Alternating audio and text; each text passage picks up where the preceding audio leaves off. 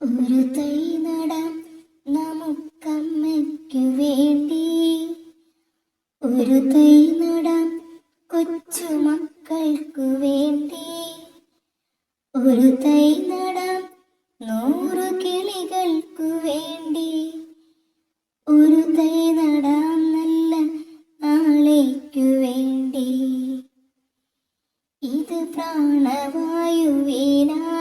നടുന്നു, ഇത് മഴയ്ക്കായി തൊഴുതു നടുന്നു, അഴകിനായി തണലിനായി തേൻ പഴങ്ങൾക്കായി 100 തൈകൾ നിറഞ്ഞു നടുന്നു.